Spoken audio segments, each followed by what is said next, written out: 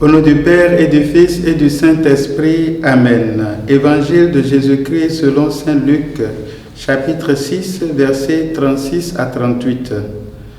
En ce temps-là, Jésus disait à ses disciples, « Soyez miséricordieux comme votre Père est miséricordieux. Ne jugez pas et vous ne serez pas jugés. Ne condamnez pas et vous ne serez pas condamnés. Pardonnez et vous serez pardonnés. Donnez et l'on vous donnera. » C'est une mesure pleine, bien pleine, tassée, secouée, débordante, qui sera versée dans le pan de votre vêtement. Car la mesure dont vous vous servez pour les autres servira de mesure pour vous aussi. Acclamons la parole de Dieu. Louange à toi, Seigneur Jésus. Frères et sœurs en Christ, bonjour. Nous sommes en plein dans ce lundi 1er mars, dans le temps de carême.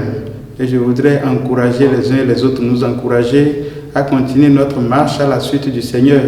Marche au cours de laquelle nous sommes appelés à mettre nos mains à la disposition de Dieu pour servir, à mettre nos pieds à la disposition du Seigneur pour aller visiter nos frères et sœurs qui ont besoin de nous, à mettre notre cœur pour pouvoir aimer les gens aujourd'hui et à disposer notre bouche pour dire ce qui est bien et pour glorifier le Seigneur. Et dans ce cadre-là, l'Église nous propose le texte que nous venons d'écouter. Dans ce « Soyez miséricordieux comme votre Père est miséricordieux » que nous venons d'écouter, je pense que nous devons entendre « Soyez fiers de ce que vous êtes, des enfants de Dieu ».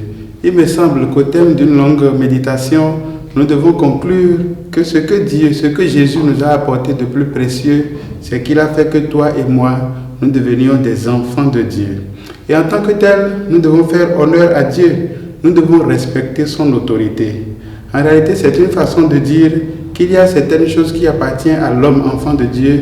Il y a d'autres choses qui reviennent à Dieu, qui est l'auteur de la vie. Il ne faut donc pas faire de confusion.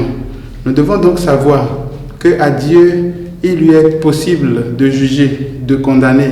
Mais à vous et moi, ce qui nous revient, c'est d'aimer, c'est de pardonner et de donner.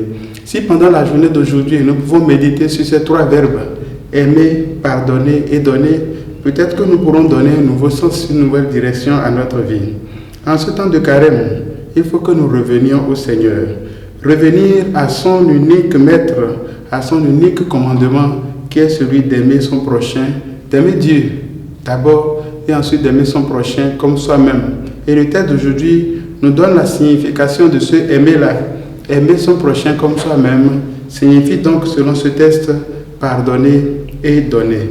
Faisons donc un break pendant ce temps de carême. Faisons une pause et mesurons la taille de notre miséricorde. Non, mieux, mesurons d'abord la taille de la miséricorde de Dieu envers chacun de nous et ensuite nous saurons ce que nous avons à faire à l'endroit de nos frères et sœurs. Que le Seigneur nous aide véritablement à faire le retour à lui dont nous a parlé déjà le jour de la prise de cendre, le mercredi des cendres, où le prophète Joël nous disait « Revenez à Dieu de tout votre cœur ». Que Dieu vous bénisse en ce jour, qu'il vous garde dans son amour et qu'il vous donne son esprit pour continuer la marche, lui qui vit et règne maintenant et pour les siècles des siècles. Amen.